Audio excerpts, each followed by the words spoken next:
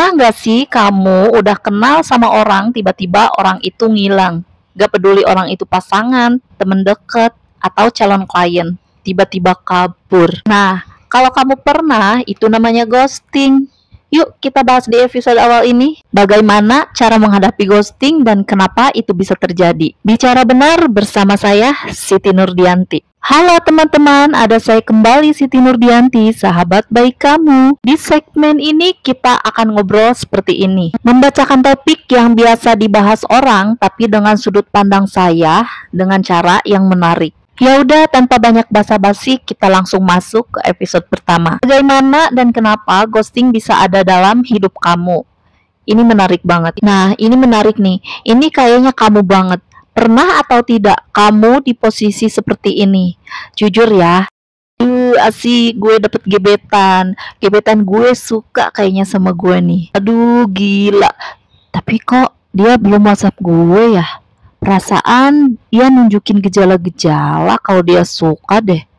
Kan waktu itu dia senyumin gue. Senyum sama gue, nyapa gue. Ketika udah kencan, tapi kok tiba-tiba dia ngilang. WhatsApp gue di blok. Kok bisa? Pasangan gue ngeblok gue. Gue salah apa? Gimana? Jujur, pernah gak sih kamu dalam kondisi seperti itu? Itu namanya ghosting. Bagi kamu yang sedang menjalani asmara, apes banget. Sebentar, itu contoh yang asmara. Bagaimana dengan yang ini? Kamu pernah nggak menjalani peristiwa seperti ini? Kok kayaknya hidup gue sepi banget ya? Tuh bingung ya? Kenapa kok gue merasa dimusuhi loh? Gue ngerasa gak punya salah, tapi kok temen-temen gue tiba-tiba ngeblok gue. Gue tuh kenapa ya? Apa gue punya salah? Sebentar, gue dipikir dulu deh. Apa jangan-jangan gara-gara waktu itu gue nikah gak gue undang? Apa jangan-jangan dulu waktu gue ngobrol gue salah ngomong ya? Kok dia jadi ngeblok gue sih? Salah gue tuh apa coba? Aduh, gue tuh gak bisa punya temen kali ya. Gue tuh ditakdirin jadi orang sendirian terus. Gue tuh cupu banget sih. Kenapa gue begini? Apa yang saya contohkan tadi itu untuk kasus di mana kita tiba-tiba punya teman, bahkan teman lama. Tapi entah kenapa mendadak perilakunya jadi berubah, menghilang. Bahkan maaf mungkin dia ngeblok kamu. Atau mungkin menyembunyikan kamu dari sosmed mereka. Pernah seperti itu? Nah, sekarang kita akan bahas satu persatu. Tapi kayaknya yang paling sering dan paling sering kamu alami atau sedang kamu alami justru yang satu ini. Ini juga termasuk ghosting. Bisa jadi kamu nih, terutama para orang-orang yang bekerja sebagai agen atau marketing. Ini menarik. Pak, saya mau bicara dengan Anda. Saya punya kabar gembira buat Anda, Pak. Kabar gembira apa tuh? Ya, pokoknya saya punya kabar gembira aja deh buat Bapak. Bapak mau nggak dengerin saya? Sebentar aja. Pak, saya mau minta waktunya nih. Saya punya kabar gembira yang bisa merubah hidup Bapak. Oke, jadi gini Pak. Saya itu punya produk yang bisa merubah Bapak. Lihat deh, produk ini menarik kan? Banget Pak. Oke juga ya, menarik nih. Udah deh kalau gitu nanti saya kasih nomor telepon saya. Silahkan Bapak hubungi nomor telepon saya. Saya suka banget dengan produk ini Pak. Oke, ini nomor telepon saya. Makasih banget Pak. Ya Allah. Oke, saya pergi dulu ya. Oke, terima kasih. Hati-hati Pak. Aduh, akhirnya bisa juga deh gue tutup buku di tahun ini. Lumayan dapat hadiah jalan-jalan ke luar negeri. Telepon dulu. Halo, selamat malam. Apakah benar ini dengan Pak Suryo? Bukan. Ini siapa? Pak Bambang. Bukan Pak Suryo. Oh, maaf Pak. Aduh, capek ya cari duit. Kenapa kok gue bisa dikibulin? Aduh, jangan-jangan gue gak bakat nih jadi agen. Kenapa nasib gue gini banget? Apa salah gue? Nah, itu dia sebuah contoh-contoh kisah dari sebuah peristiwa yang sering terjadi dalam hidup kamu.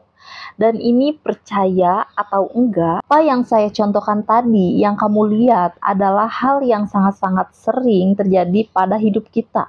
Betul enggak? Sekarang saya akan langsung menjabarkan secara perlahan tapi pasti. Kenapa ghosting atau orang-orang yang mendadak hilang bisa ada dalam hidup kita? Pertanyaannya mungkin salah kita atau salah mereka. Itu yang paling penting sebenarnya jawabannya sederhana. Ghosting itu adalah sebuah bukti yang diberikan oleh Tuhan kepada kita. Saya ulangi, ghosting sebenarnya itu bukan musibah. Tapi ghosting itu adalah sebuah berkah yang tidak kamu sadari. Sekarang coba kamu pikirkan bersama-sama dengan saya. Kita mulai dari asmara dulu. Tadi kamu sedang menghadapi sebuah romansa yang benar-benar membuat kamu berdebar-debar. Mungkin kamu pernah berhubungan asmara dengan seseorang lawan jenis, di mana kamu sama dia tuh udah deket gitu ya, udah jalan-jalan, seru mungkin. Tapi kok tiba-tiba dia ngilang, bahkan bukan cuma sekedar ngilang, dia ngeblok kamu. Padahal udah jalan-jalan dan seru. Pernah ngalamin seperti itu? Kalau pernah dan dia tiba-tiba menghilang, saya turut berduka cita dulu ya sebelumnya. Dan saya punya sebuah kabar bahagia buat kamu. Kabar bahagianya adalah begini. Sekarang kita pikir pakai logika. Kalau dia belum milik kamu secara resmi, kalau dia belum nikah aja dia udah bisa ninggalin kamu, apakah ketika nikah kamu yakin dia gak ninggalin kamu? Jawabannya sederhana. Kalau orang belum nikah aja udah gampang pergi dari kamu, apalagi kalau udah nikah. Sekarang kamu sadar gak sih bahwa Tuhan itu baik? Tunjukin kepada kamu bahwa orang ini bukan orang yang terbaik buat kamu loh.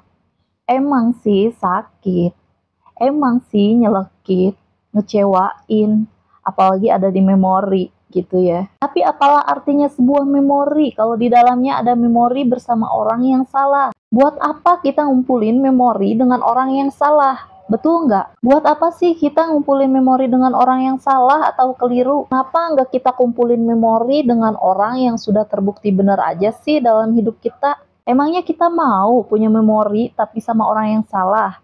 Buat apa? Bagus-bagus memorinya cuma segitu. Bagus-bagus udah pergi. Bukannya itu berkah buat kamu. Betul kan? Pikir. Nah, sekarang bagaimana kalau untuk masalah temen, Mbak? Kenapa teman saya tadi tiba-tiba ngeblok saya? Padahal kita temenan udah lama loh, Mbak. Dan saya jujur ya, nggak ngerasa punya salah sama dia. Salah saya di mana, Mbak? Coba jelasin ya. Oke, gini. Pertama, teman yang lama tadi, teman kita bukan berarti dia teman yang layak untuk jadi teman kita selama ini. Apa yang membuktikan dia teman layak atau tidak layak? Gampang, gampang banget. Apakah dia layak sebagai sahabat sejati atau cuma teman numpang lewat? Kita bisa lihat dari perilakunya terhadap kita.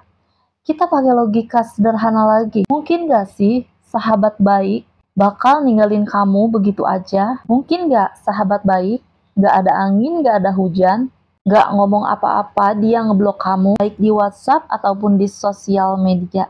Mungkin gak? Kalau benar-benar sahabat baik, dia akan ngomong kepada kamu salahnya di mana, dan dia akan menyuruh kamu untuk menyadari di mana letak kesalahan kamu. Bukan tiba-tiba ngilang, bukan tiba-tiba diem. Kalau tiba-tiba ngilang, tiba-tiba diem, itu bukan sahabat baik. Itu hanya teman numpang lewat. Sadar nggak sih kalau itu petunjuk Tuhan untuk kamu? Kenapa kamu tidak menyadari bahwa itu adalah anugerah? Pikir. Nah, ini yang paling menarik nih. Karir kamu. Pernah nggak sih kamu capek-capek udah dapet klien, dikit lagi goal, dia udah menunjukin lampu hijau gitu ya. Tiba-tiba dia pergi, tiba-tiba dia ngasih nomor yang salah. Dia namanya Pak Suryo, nyambungnya kepada Pak Bambang. Bagaimana ceritanya? Gini, kalau kita merasa bahwa diri kita itu gak pantas berjualan hanya karena kita sering ditipu sama calon klien yang tiba-tiba pergi atau ngasih nomor palsu, itu sebenarnya salahnya bukan di dia, tapi salahnya di kamu. Kenapa? Bukankah kalau betul-betul klien itu adalah rezeki dari Tuhan buat kita, dia akan terus di samping kita. Nah, ini menarik nih. Mbak, kok Mbak Siti seolah-olah menyebut calon klien saya itu seperti pasangan sih? Tadi Mbak Anti bilang, kalau dia benar-benar rezeki saya, dia gak akan kemana-mana. Kok kayak pasangan ya Mbak? Betul. Klien kita orang yang membayar ya, uang kepada kita. Orang yang membayar komisi kepada kita. Orang itu adalah pasangan kita dalam hal rezeki. Orang tuh suka gak sadar, klien atau orang-orang yang memberi kita gaji, orang-orang yang memberikan kita komisi, termasuk kamu, subscriber saya, kita ini ibarat kata kayak pasangan. Cuma kita dalam hal rezeki aja. Kalau memang begitu, berarti cara kita memperlakukan mereka sama seperti cara kita memperlakukan pasangan. Pasangan itu nggak usah dicari, pasangan itu dipancing. Kalau nggak cocok ikhlasin, kalau cocok syukurin. Sama kayak orang-orang yang memberikan kita baik berupa komisi ataupun gaji. Mereka itu sudah diatur sama Tuhan buat kamu, buat kita. Kalau mereka kabur, nggak usah ditangisin, cari lagi. Bukan salah kamu, inget loh. Orang itu akan selalu suka kepada orang yang positif dan ceria. Contoh kamu, suka kan nonton saya? Enak gak denger cerita saya?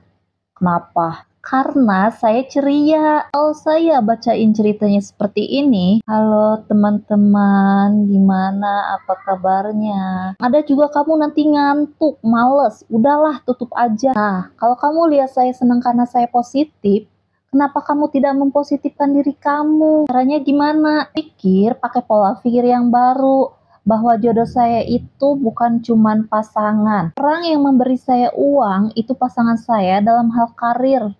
Artinya saya nggak usah maksa dia untuk bersama dengan saya. Kalau dia nggak mau sama saya, cari lagi, cari lagi, cari lagi. Pasti ada. Selama kita menjaga diri kita untuk selalu senyum, happy, pasrah, ikhlas, kita akan jadi positif. Dan coba deh, pegang ucapan saya. Ketika kamu positif, rezekimu akan jauh lebih baik. Gimana teman-teman? Menarik ya? Ini dia keunggulannya. Kalau kamu suka dengan tipe video seperti ini, silahkan klik jempol ke atasnya dan coba sharing di komentar. Pengalaman ghosting seperti apa yang sedang atau pernah kamu alami? Nanti saya berikan hati. Masih ada saya, Siti Nurdianti, sahabat baik kamu. Tetap semangat, teruslah berbagi dan saling menyayangi. Jangan lupa di subscribe ya. Bye-bye.